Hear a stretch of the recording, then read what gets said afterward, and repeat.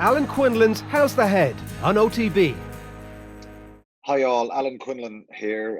Thanks a million for joining me again for my third episode of my chats with people to see how they're getting on during this pandemic.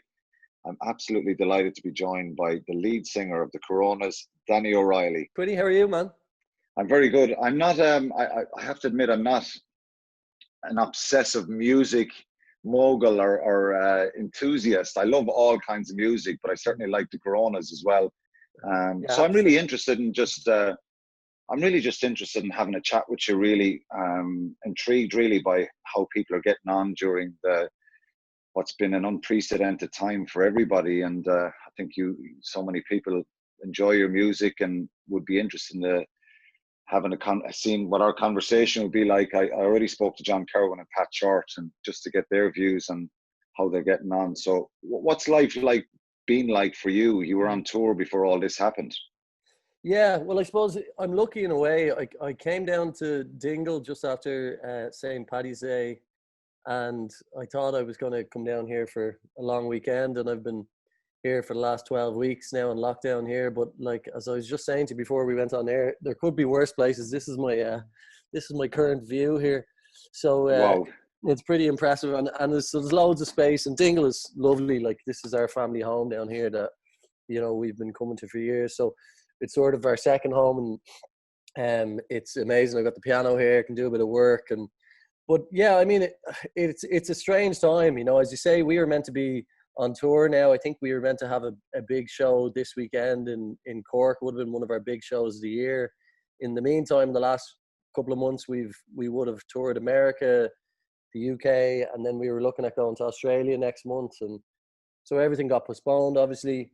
And then there's obviously the other unfortunate band name issue that I've had to deal with. But I don't know. Listen, to be honest, like, I think we're luckier than a lot. You know, we have a good following. We have a good 10 years of doing this music thing under our belt. And, you know, I think whenever it turns around, I'd like to think that we'll still have a following there. But it's very tough for a lot of new bands. But as I say to all my mates who are in bands, at least you're not sharing a name with the virus. But apart from that, you know, I mean, as I say, I'm trying to remind myself. Initially, I found it really difficult to try and write. The first reaction everyone has when this happened was to say to me, "Asher, you'll be grand. You can just go off and write the next album. Like, you know, you don't need to. You can just change your schedule and go and write your next album. You'll be grand. Lock yourself away." But you can't force that stuff. And like, I didn't know what to write about for a start, and I didn't, you know, everything was so up in the air. It was just a weird time. So what I did for the first couple of weeks being down here was, I don't know, like, self-promotion felt a bit weird. Like, we were meant to be releasing singles a couple of months ago, and it's just like, it didn't feel right. There was so much uncertainty, and obviously it was such a serious thing. The whole pandemic was crazy. So I started doing other band songs every night on the Corona social media, and just promoting other Irish bands that I loved. Like, and I thought it would only go on for a week, but of course lockdown got extended. So I ended up doing about 30 covers of other Irish acts. And what's the reaction been to that? It was amazing. It was amazing. And it was funny because I did it for myself. I didn't do it like, wait, they hear what I can do of other band songs. I did it for my own mental health. Like, I wanted to have something every day that was like, you know, an outlet, some sort of creative outlet, but like gave me a schedule, gave me something to work on during the day, something to think about, a song to learn, put the camera up. And it was just like iPhone recordings. It's nothing fancy, like, you know. But it was great for me. I did it for myself, as I say, but it was cool to actually see then after a while people started reacting to it and going, you know what, I'm looking forward to these songs every day. I'm locked away in a house in the middle of nowhere, and, you know, I like the band, and every night I'm really excited about what other Irish band you're going to do, and I'm following them every night. And as I say, I did it for myself, but it was cool to see that reaction from different people. And then eventually, after a few weeks of it, I was like, you know what, I feel like now maybe I can do a bit of writing. So only in the last couple of weeks now, I've sort of set up a little, you know, dodgy studio in one of the rooms there, and I'm trying to record it and write a little bit for Corona stuff. So, yeah, man, like, I'm happy out down here. As I say, Dingle is lovely and quiet. you know, there's not much cases down here and stuff, and I know a lot of the locals here, and it's a lovely vibe. So I'm blessed really to be down here. So but yeah, I'm keeping busy. I'm missing sport, man. I'm missing sport so much, like Yeah. more than anything. Like, you know, playing a little bit. I'm still playing a bit of junior football back in Dublin, like, but just missing watching sport. Like it's sort of like the schedule. I'm sure you can. The lift it can give people, I think, at the weekend. Absolutely. I just Yeah. want to ask you about you mentioned there that you're playing other people's music for a couple of weeks and you're back writing a little bit now. What comes to my head when I think of that is being an artist an obsession? Because I think a sport, when you're a professional athlete and you're trying to succeed, it engulfs you. You wake up in the morning, you think about it. It's very hard to switch off. So is it kind of like that for you, that this is part of your DNA, that every day is music, music, music? I know you say you play sport as well, and Yeah. we all need to switch off, but is it an obsession with you, I think aside so. from a really brilliant job? Yeah, I think I don't know if it's an obsession. I think it's just ingrained in me that I don't know. I think we always had a good work ethic. Like when this happened, we were like, okay, how are we going to adapt? How are we going to change it? And it's a weird thing as well, because there's an awful lot of, there's almost like a competitiveness of people's productivity as well. And that's not really, you know, a lot of people can be looking at other people. Oh God, they're doing this every night and that band is doing this. And, you know, and it's not really about that for me. I think people need to do whatever they is best for them to get through it, you know. Yeah, And that's interesting. for me, just, you know, delving into music and doing something every night was the best way for me to deal with it. As I say, because I think it's so ingrained in me and it's on my mind all the time about what the band is going to do, and that's, you know, at the forefront of my mind. And so I think that was just my way of doing it. But as I say, I would hate if people are looking at me doing songs every night and starting like, oh God, he's being productive, I should be doing something. And I think there's a lot of people out there who would go, all right, this lockdown is starting now, I'm going to learn a new language or read a book every day. And then if they don't, they start to get in on themselves a little bit. And I think it's important people don't do that either. You know, It's it's kind of such a, like the home. It's kind of like the homework, the whole homeschooling for kids. With my little fella, the principal sent out the email at the start saying, "Look, do what's best for you, and don't overstress it and stuff like that." Is that kind of your demeanor, that you're relaxed and calm type of person? I know the reason I talk a lot about mental health is because I'm a very anxious person. So it always intrigues me how how does someone like Danny O'Reilly cope with the ups and downs of life, the stresses, the pressures that maybe we all feel at some stage? yeah, well, I think I've definitely had moments like that where over the years where I've had lows. I mean, I've definitely been anxious as well. I think in the last few years, I've sort of gotten on top of it a little bit more. I've just become a bit more self-aware. I know myself when I'm starting to feel a little bit down, and I've got a good little group of supports of people I can talk to, and mates, and, you know, whoever it is, family, and you know, people who know me well and who I can just, you know, even sometimes when I'm not sure what is bothering me, and just, yeah, if you have that one mate that you can just sort of have a chat with and just go, yeah, and just chat, and then you start to figure out what is on your mind. But definitely in the first week of lockdown, I had a moment of sort of quarantine blues, like where I was like, God, like, what is going to happen? Will gigs ever come back? You know, how is this pandemic going to affect our band? You know, what's going to happen? What about our album?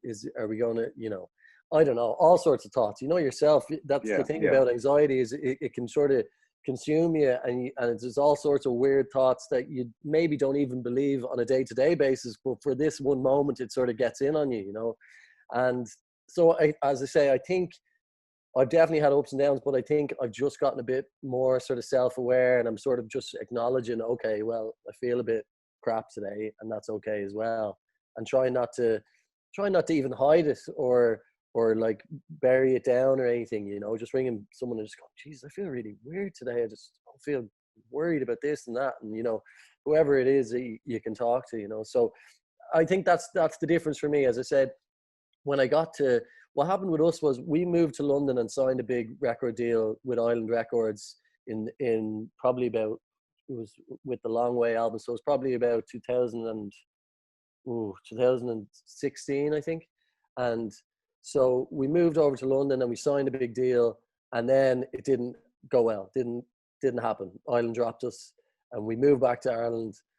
And I was like, oh, this is, you know, what am I going to do now? This is the end. And I sort of got a bit of writer's block for the first time as well, which I never really had before. And it wasn't so much writer's block, but I was writing stuff, but I just kept telling myself it was crap. Like, I'm sure you had it in sports as well, when your form is getting away from you or whatever, and you think you're not, you know, you're not firing at all cylinders. And did you have to try and figure that out yourself, or did you speak to anyone? Obviously, you come from a family embedded in music, and your mom was just an incredible artist. Did you speak to her? Did you speak to other people, other bands? Because rejection is something that we all struggle with a little bit. You know, 100%. Even if you're the kid in the schoolyard where you don't get picked in the team when there's a game of soccer going on in the yard, nobody likes rejection. So essentially, you're rejected here. How do you 100%. Dust yourself down, and what did you do? And that's the funny thing, because we went in with our eyes open. We weren't like a naive young band going, this is it, this is our big break, and it's all going to happen. Like, we went in knowing the stats of how many bands don't make it, and you know, you need a bit of luck on your side, and all the different things with Ireland. So we were aware that it wasn't a sure thing by any stretch of the imagination, and you know, we were half expecting it. We said, we'll roll the dice and see what happens, but still, when it didn't happen, it still got to me, and I didn't even realize it as much as the start. But definitely, I mean, I'm lucky that I have people in the industry, as you say, like even my dad as well was always my mum's manager and was involved in her record label, so he understands the business as well. My sister's in the industry as well, so I had them to talk to about it, and a lot of friends, and it definitely hit me when I came back. But I think it was actually, we had a gig after we moved back from London. We played Electric Picnic a few years ago, and this was when I was feeling, and sometimes it's probably again the same in sport, you get a big performance and it sort of snaps you out of it, you know, a big game and you play well and you're like, oh yeah, no, I'm back. It kind of reinforces the confidence and strength and belief in you, doesn't it? 100%. And I heard Paul O'Connell talk about this recently as well in the podcast. It was just one of those games where the ball always came to you. You know, you just happened to be in the right place, and he was man of the match in whatever game he was talking about. But it's like when we played Electric Picnic, came back and we had a really good slot. It was a beautiful evening. We were on at like 7 p.m. on the Friday, and like it was packed, like, you know, thousands of people. And then I remember just thinking to myself after, how could I even consider doing anything else like this? I am so lucky. This is the best job ever. And sometimes you need a little reminder like that. And I think that was a turning point to get me out of the little bit of a low after moving back from London, like, you know. But as well, sport for me has always been a big thing for my mental health. And even now, like, I was never really much of a jogger. Like, I always loved team sports, and I'd rather chase a ball. I'll run all day even if it's a five-a-side, you know, and I'm not much of a soccer player, but I'll run all day chasing the ball. But like, you try and make me run the hills here, and it's just like, but I've gotten into it a bit more, you know. I find it a little bit more, I suppose, a bit of a sort of meditation vibe, I suppose, when I'm going for some jogs or whatever. But definitely miss playing as well. But yeah, the weekends, I find the schedule of not having games a week, like, I realize that if it's a Saturday, you're like, who's on the Premiership or who's on, you know, and then all of a sudden that's all gone. So it's like, it's just, it weirdly feels like time sort of stops, like, you know, and even when you're talking to your mates, you've nothing to talk about them, because it's like United aren't playing, Ireland haven't got a rugby match anytime soon. I don't know, stuff like that I miss more than anything, really. Do you think, because we were talking about the rejection piece there, coming back from London with your tail between your legs, if you like. I certainly experienced that a lot in my rugby career, where I was dropped off teams or didn't get picked on a certain squad. And I think now at this stage of my life, you think those experiences are quite good for you, in a sense that you do, if you try and learn from them and share those experiences with people, it certainly makes a difference. And I always think, what should the likes of me as a retired sports person, if I'm chatting to kids, say? And you kind of say, learn from your mistakes and try and, sometimes we need to trip over and fall over to make us stronger and stuff like that. But it can be difficult at times for people. And I just think it's really interesting the way that you went with an open mind, that you were kind of like going into the job interview and you may get the job or you may not. And that's probably an important part of being an artist, isn't it? Will people buy your album? Will people like your songs? Those kind of ups and downs that's probably important. We don't enjoy them. Yeah. They're important. Well, that's it. And I think as well, when I moved to London, I almost got too sort of swept up in the whole business side of the industry. And, you know, do I need to be in certain places? And do I need to, you know, the sort of behind the scenes sort of making relationships with radio people and getting a bit sort of caught up in and that wasn't really the reason that I got into this. You know, it ended up becoming more of a reason to be anxious, worrying about all these uncontrollables. Like again, you know, that's something that you can probably relate to as well. If you start worrying about things that are out of your control, it's not useful for anyone anyway. So I know, but we know that, Danny. yeah, Deep in our minds, we know, well, that's out of my control. I shouldn't worry about it. But it's you quite still difficult to stop it, isn't it? So I kind of think you got to share that experience, don't you? 100%. Like with your mates or other band people. And I certainly think, you know, we kind of look to see if we can surround ourselves with mentors or people who've had experiences. That's really good for me, I think. 100%. And talking about it and coming through it. And as you say, like, I definitely think if this pandemic had happened, you know, even 5 years ago, I think I'd be more anxious and more worried about the possible negative outcomes and the negative effect it might have on the crowds and all that sort of stuff. But I think just life has brought me to this point where I'm a bit more like, you know, whatever happens to be grand. Sure, might off the ball might give me an L gig now and again.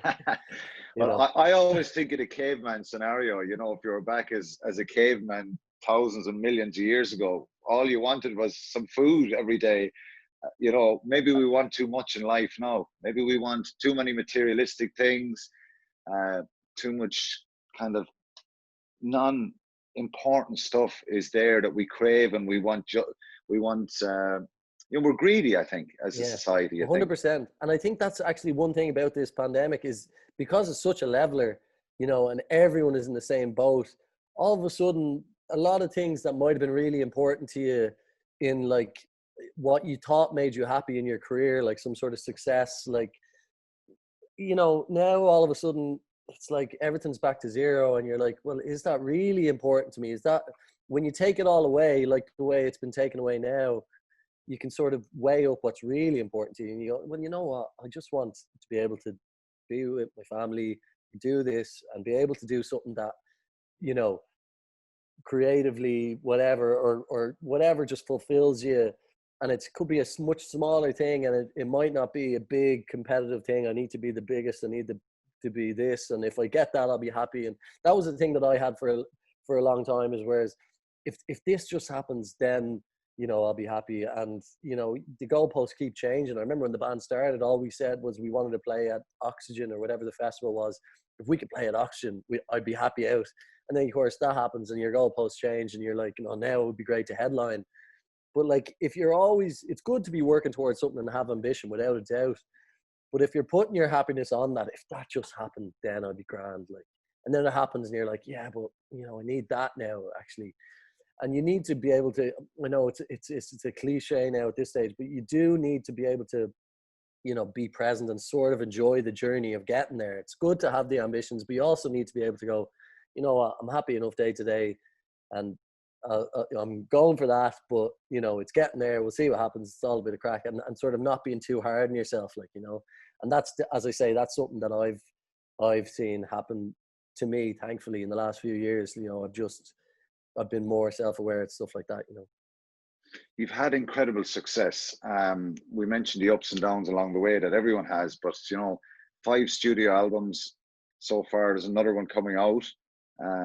What's the adrenaline rush for Danny O'Reilly when you're performing there, when you nail it, when the crowd are going wild, when you're selling the music and you're kind of up on that pedestal? What's that kind of adrenaline rush like? Do you let yourself go? Or do you just kind of stop in silence in a sense and have that bit of pride about what you've achieved? Because Yeah. I always think for me, again, earlier in my career, you know, I got excited.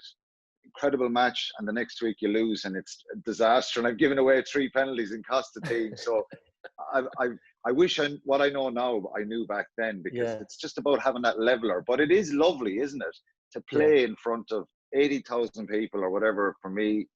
And that's what I miss the most. You can still do that. So you I can know. still kind of, there's a bit of a craving in me.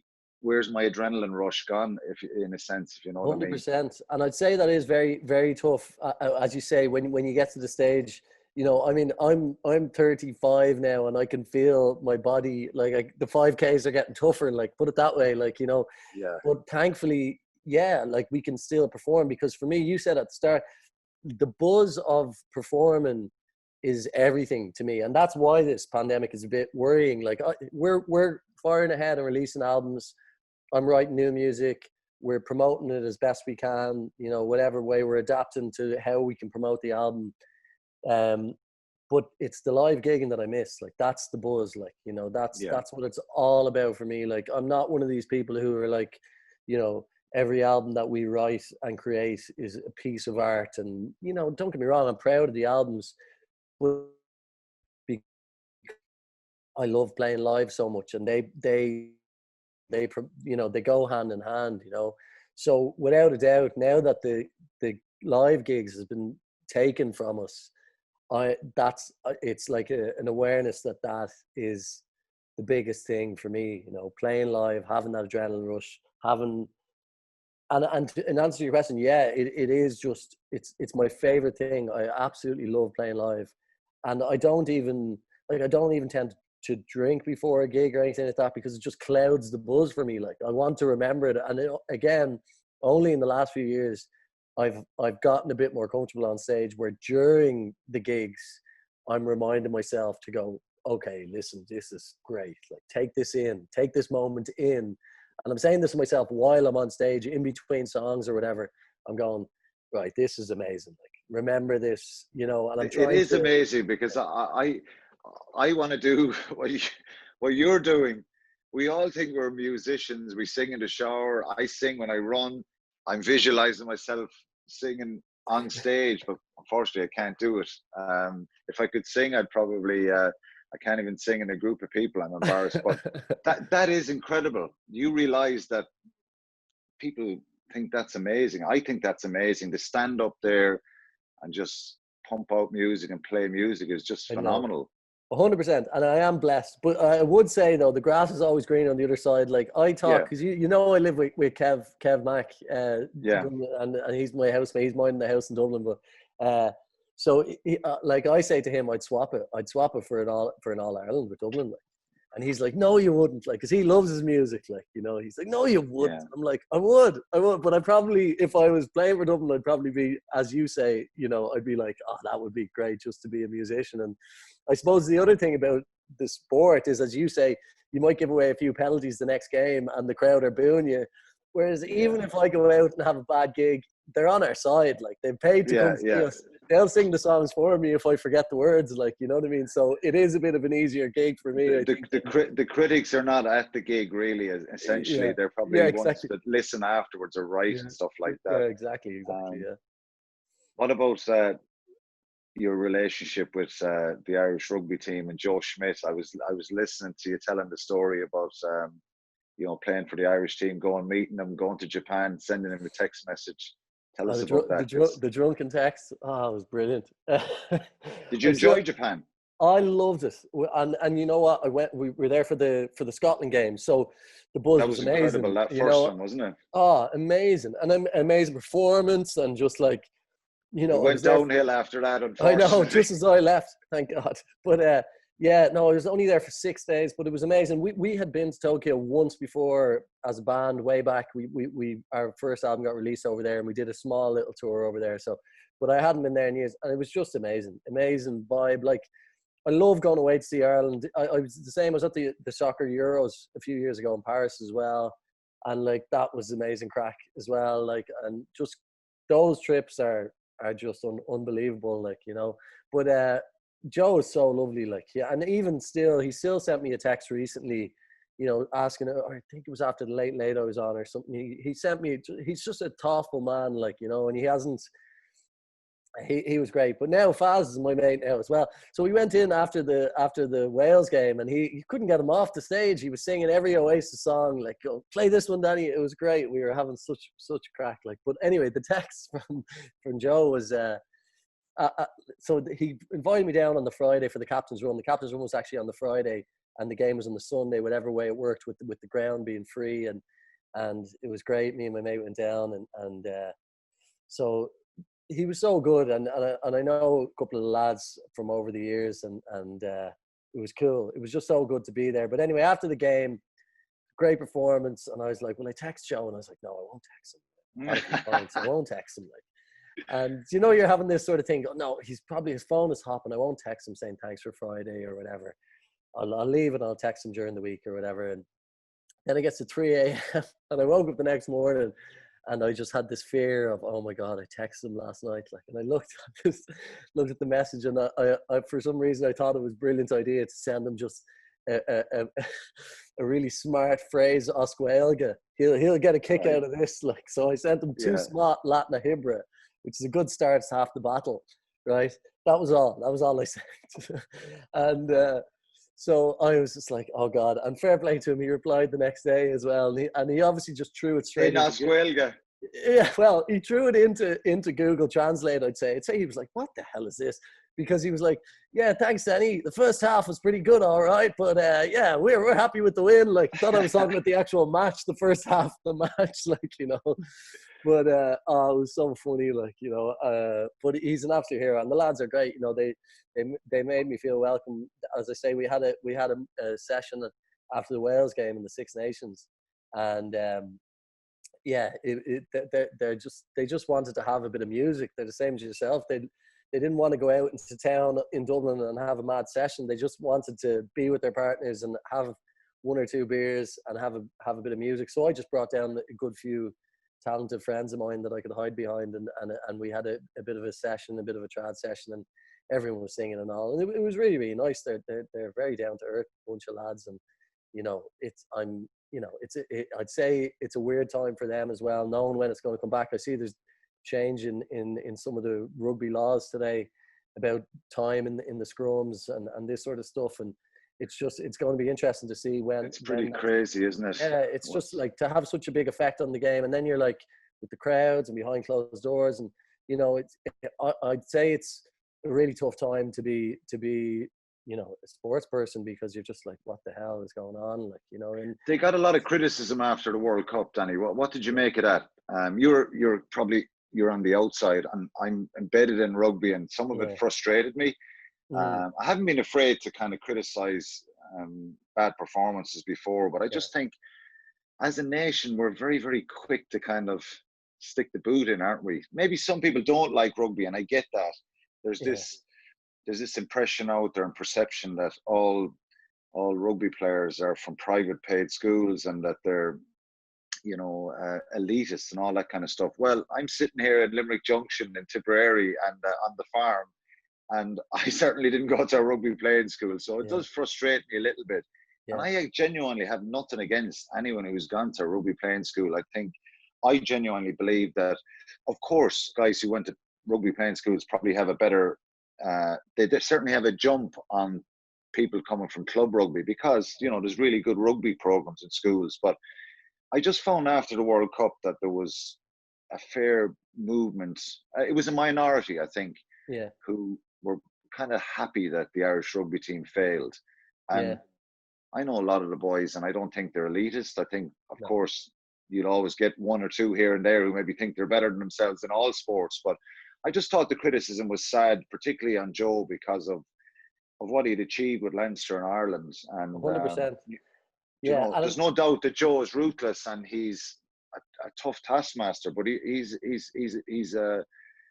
I think what he achieved with Ireland it tainted it a little bit, and I was disappointed with that. Yeah, I totally agree. And the other thing about it, it's a bit like that in all sports. I think Irish people, especially, that there is that tendency to be that begrudgery thing. Like I mean, the Dublin senior football team are getting it now. They're winning. Like, and I think because Ireland had such a good year the year before, beating the All Blacks and getting to number one in the world, and you know, maybe that just teed them up a little bit. So that when it didn't go well in the World Cup, there was a few people ready to jump in with their oar and have a little go at whatever has been on their mind for a while. But I mean, I just think, yeah, we probably just peaked a year too early, and we committed to a game plan. Maybe we're afraid, or but it's not just the rugby either. The soccer team got battered as well. Yeah, exactly. You know, so look, it's maybe it's an Irish thing that we celebrate when there's success, and then the first chance we get, we stick the boot in, which frustrates me a little bit. Yeah. Danny, I could chat to you for forever because it's really interesting stuff. I just want to throw to your song. You released a new song last week with Gabrielle Applin. Yeah. It's called Lost in the Thick of It. Let's have a listen to the song. Cool.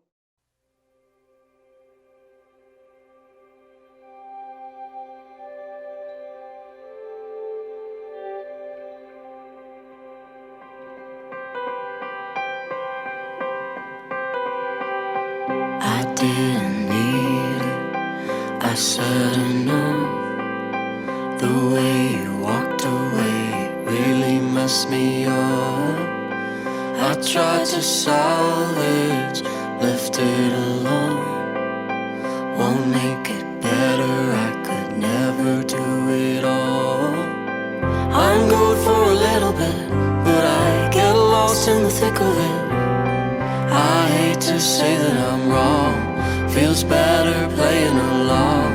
Hoping you don't notice it when I'm just a bit low-spirited. I gotta face it alone.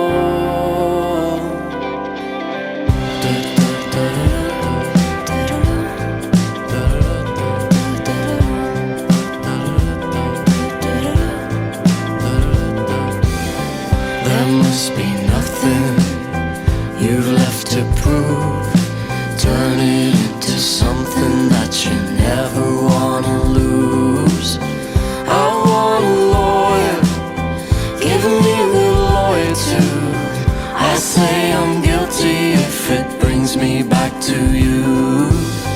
I'm good for a little bit, but I get lost in the thick of it sometimes. I hate to say that I'm wrong, feels better playing along. Hoping you don't notice it when I'm just a bit low-spirited, and I gotta face it alone. Maybe we can meet up sometime, just a little knees up sometime. Walk until our feet hurt sometime, 'cause we're only growing, not unfolding. We used to be addicted one time, we couldn't even fake it one time. I guess that's when we drifted. You're right, and I hope you know it's never over. I'm good for a little bit, but I get lost in the thick of it sometimes. I hate to say that I'm wrong, feels better playing along. Hoping you don't notice it when I'm just a bit low-spirited, and I gotta face it alone.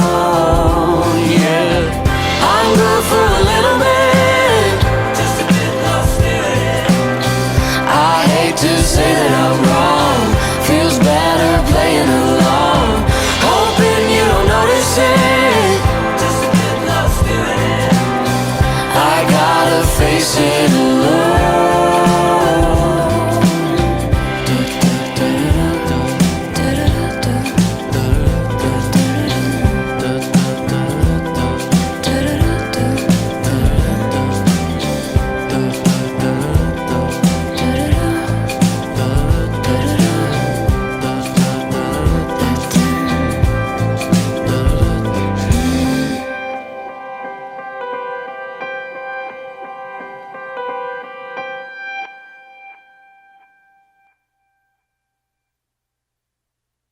Okay, Danny, that was brilliant. Well done. Tell me a little bit about the song and the new album. Yeah, well, the song was a real sort of organic thing, the way it came together. Gabrielle's a friend of ours, and I called over to her and her fiance. Her fiance is Alfie Hudson Taylor from a great Irish band called Hudson Taylor, and I called over to their house in Brighton last summer, and we just chilled out for the weekend. I brought the guitar, but we weren't, you know, we weren't. I don't know. I suppose the clock wasn't ticking for us to be seriously writing. We were just sort of having a bit of crack, and you know, it just came together very quickly. And we asked Gabrielle to sing on the song, and thankfully she said yes, because she's a very successful artist in her own right, in the UK and all over the world as well. So it was great to have her on board, and yeah, the song's getting a great reaction. It's sort of, ironically, it's sort of about, like, I think, yearning isolation, but the lyrics seem to be, I think that's the thing about music as well, like every song can take on a different meaning depending on what's going on in your life, and people are texting me about is that what it's about? Is it about characters, places you've been, things you've experienced, or how I just love to know, when you sit down, when you say to write, like, is it a blank sheet of paper and you're literally, or is it something playing in your head that you can just get out pretty quickly?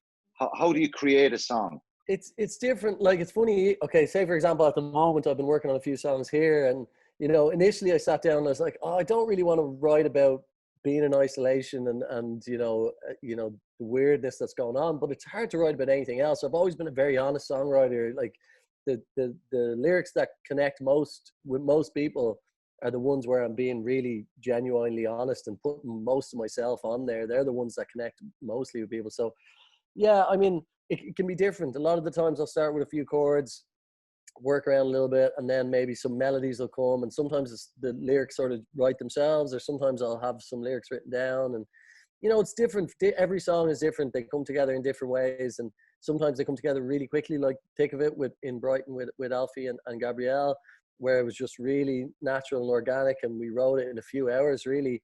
And you know, the very initial demo that I've recorded on my iPhone, you know, the arrangement hasn't changed much to what it ended up being on the album. Obviously I brought it back to the rest of the Coronas, and everyone worked on their parts, and we just, you know, we tightened it up and made it. But we knew there was a little bit of magic in the initial demo, and I think oftentimes it's important to not get in the way of a song, like, you know, without getting too deep into being creative. But sometimes I just like, oh, there's something in that little melody, I just need to not wreck it, like, you know, let it be out there, and sort of not put too much of myself in it. Try and let the song be the thing, and just sort of, I don't know, I suppose you're some sort of vessel for it to go through. But it's yeah, I don't know, I'm enjoying it writing at the moment, and you know, we're very proud of the album, looking forward to getting it out at the end of July. When you're writing, are you playing a few tunes and leaving down the guitar and writing a few lines? Is that the way it works? Yeah. Because you can't, or do you write the whole thing and then play it? And yeah, it can be different. Again, most of the time I will start off with trying to get a few chords, a bit of a vibe, like a few chords that sound nice together, that I find interesting anyway, like, you know,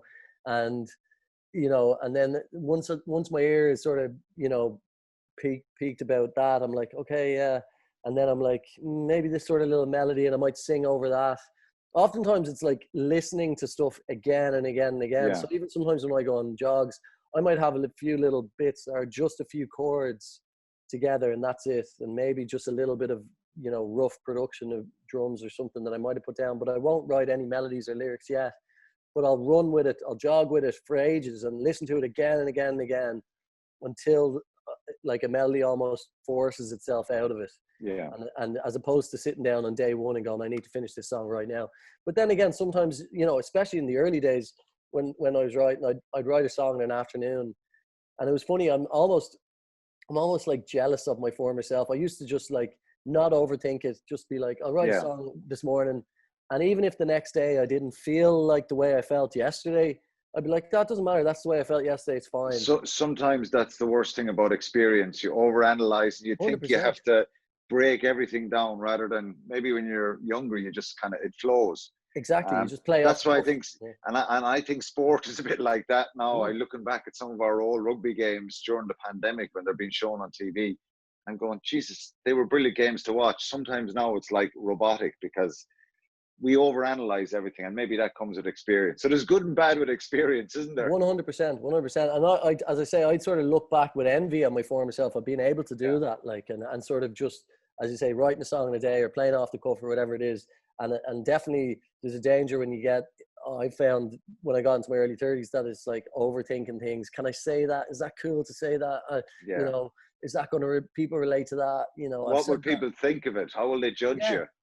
Exactly. And I think oftentimes a lot of people who write lyrics are trying to write lyrics that, you know, that almost are so vague that they're non-committal, so that they can't be, you know, criticized, I suppose. But as I say, I need to remind myself that sometimes, you know what, put yourself out on the page there, even if you're saying something that puts yourself in a bad light, or, you know, talks about your own anxieties or your own worries or whatever.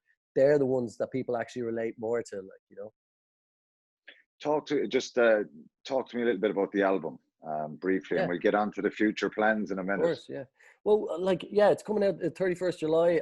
You know, I'm so proud of it. We wanted to get it out. Initially, we This is your sixth album, sixth is it? album. Hard to believe, but sixth album, and yeah, it came together all through last year. We started off, we recorded a little bit in LA, with a great producer called Rob Kerwin, who works with. Jesus, it's a tough Osier. life, isn't it? I know, yeah, that's it. And then we did a bit in London and a bit in Dublin, and you know, it's one of those things. It's sort of, I've enjoyed the process of recording more as I've gotten older as well, and I think we've gotten a bit better at it. We know what our strengths are, and the main thing is we had songs that I'm really excited about, and I co-wrote a lot of this album with different people. Obviously Gabrielle for that song, and Keen from True Tides, and Ryan and Jimmy from Picture This I co-wrote a song with. My sister Roshin, who co-writes with me with her band, mate John Bro from their band Thanks Brothers. So it was a big collaboration. We worked with a few different producers as well. We had Lara Kay from All Twins playing some guitar. You know, it was a big sort of family of friends and musicians all collaborating together. So it was a lot of fun to make. But yeah, it's coming out at the end of July. Initially, we were looking at postponing it until gigs were going to come back, but like, there's no end in sight for that stuff. So we don't know when the mass gatherings will be allowed. So we're, you know, there's a lot of engagement on our social media, and a lot of people listening to music and stuff. And we said, let's just get it out. It's a piece of work that we finished last year. Let's put it out there, and whenever the gigs come back, we'll promote it. Like, and in the meantime, we can start doing a little bit of writing for the seventh album, which will be whenever that happens next year, I suppose, or the end of next year. But yeah, I'm really proud of it and looking forward to getting it out at the end of July. Brilliant.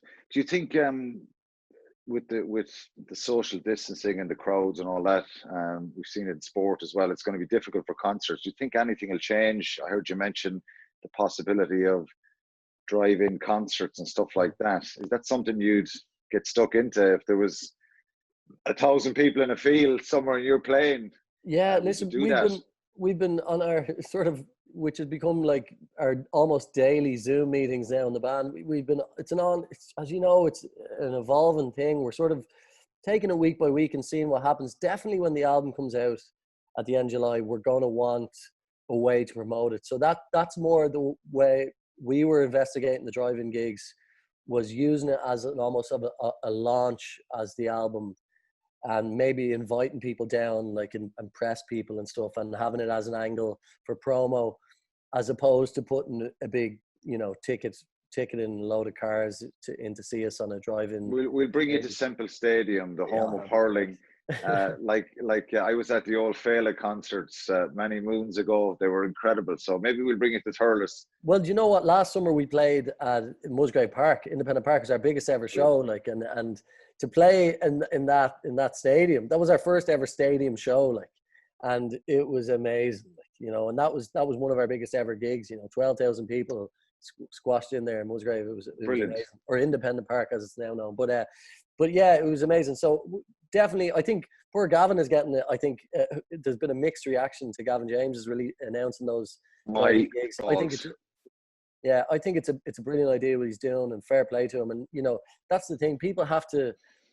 The industry has to move forward and adapt and do what they can. And even if it's a short-term solution, I can't understand why anyone criticize him at all for trying. You know, he's obviously going to do everything safe. You know, but as I say, we're looking at possibly doing different gigs just to coincide with the launch of the album, as opposed to going back too soon, trying to make ticketed events. I think it might be just a bit early for that, because again, you just don't know how it's going to develop, and we don't know if there's going to be a second wave or if the numbers will continue to drop, in which case things might come back quicker. Like, so we're waiting and seeing. We're hoping to do some shows in Dublin in December, but who knows? That's sort of our plan for gigging. You have an opening in the band now, so any chance I can have an audition? I Yeah, can play the guitar. I can't Can you? sing though. I can play the guitar. Yeah. Yeah, well, I've been getting away with it for years. I can't sing either, but I can't play the guitar. But no, you'll be fine. Absolutely. I You're want in. that adrenaline rush again, Danny. Just one Well, more time, please. well, Can I jump on stage with you?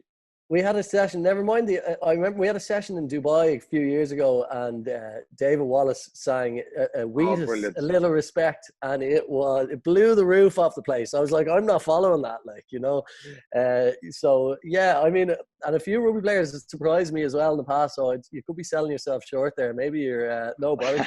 Of course, the Hermitage Green lads are flying, and they're obviously they've got their rugby background, but great band as well, great musicians. We were only in Dubai with them there in February, but great lads as well. But yeah, so I don't know, who knows? Don't give up on it yet, Quinny. I won't. Danny, I always think when I'm having these chats, particularly in this time, everybody's been affected, and I think lots of people are struggling and under pressure. What advice would you give to people out there who are maybe, I'm not saying you're this expert guru that has to tell everyone how to live and stuff, but just in general, how do you view the world now, and how do you think people are dealing with this in Ireland, and what can they do to try and be positive in themselves and try and create opportunities that, on a different level, you've got to try and create different opportunities for yourselves? Well, I think for me, as I said, I think it's important people aren't too hard on themselves. I think you've got to remind yourself that whatever you need to do to get through it, as I say, if you just want to watch Netflix until things turn around, like, I don't think people should feel guilty for whichever way they're dealing with it. It's such a tough time for everyone, but I do think it's important to try and help each other out. I don't know about you, but I can sort of see a little bit less cynicism, I think, out there. This thing is such a leveler. It's brought everyone. I think there just seems to be a little bit more humanity. Not even the whole, applauding the frontline workers or anything like that. I'm just in general. There just seems to be more people waving to each other when you're out walking, and I think, and I don't know. I'm trying to be optimistic that out the other side of this, it might be good for us as a country, I suppose, and we can be proud ourselves with how we dealt with it. I think so far we've been doing well, touch wood, and we can keep it going. But I think from a personal perspective, I think everyone's different. You got to do what's right for you. You got to talk to your supports, whatever it is. Reach out to people if you're struggling.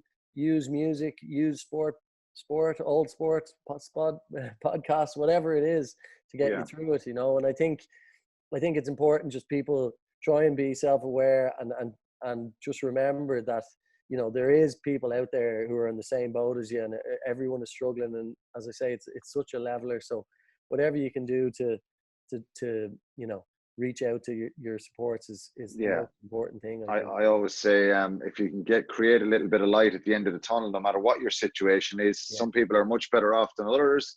Some people are struggling more than others. But just to finish, your grandmother passed away as well, so that was a tough time for you. Just briefly, just tell us about that, and you were affected by that.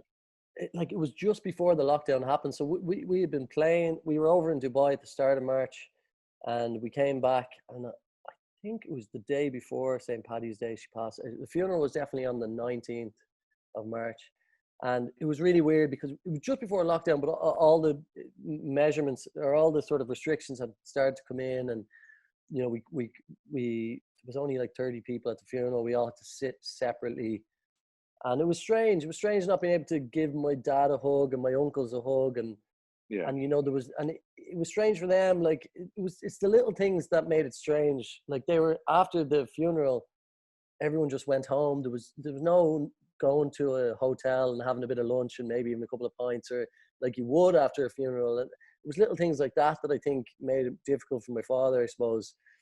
And he even said it to me a couple of weeks later at Easter. He was like, Easter Sunday was usually when we would all hang out together in his mom's house, and that was when it sort of dawned on him, because almost the pandemic and everything was a distraction. And in a way, because she hadn't been well. My granny was a great age, 96 years of age, and she passed from, natural causes. But he was almost relieved that she passed before the coronavirus really got crazy and was in nursing homes and all that sort of stuff. And she had been healthy. She wasn't suffering for a long time. Up until Christmas time, she was great. So it was very tough for my dad, I think, and for his brothers and sister. And so I just felt for him. And as I said, that's the weird thing, not being able to hang out with your parents, I think is the thing that I'm probably missing, and family dinners and stuff that you sort of take for granted before, so as I say, hopefully now if we keep staying the course, the restrictions will ease off, and soon enough we'll be able to see each other again and adapt, but it's a tough time for everyone. And then, as I say, when you throw something else like that, like, a granny passing away or something, some sort of family issue, it just makes it all a bit tougher, a bit weirder, but thankfully, as I said, she had a great life and she was a great woman. And Maura O'Reilly, she'll be missed. She was involved in the label as well, and in my granddad's label and my dad, and that was the thing. Like I imagined hundreds and hundreds of people being at her funeral, and because everyone who met her loved her, and she was so lovely. And as I say, in the industry and everything, there would have been people from all walks of life there. So there was only 20 or 30 people there, but she got a nice send off, and when it all finishes, we're going to have a celebration, whenever that we can, to celebrate her life and have a few drinks, and that's really nice, because that's been a difficult situation for you. Danny, thank you so much. It was lovely to chat to you. We could have chatted about so much more, and I just really enjoyed it. You've been very giving of your time, so I really appreciate that. Good luck with the new album, and good luck for the future. Thank you so much. Thanks very much, Alan. Appreciate it, bud. Alan Quinlan's How's the Head on OTB.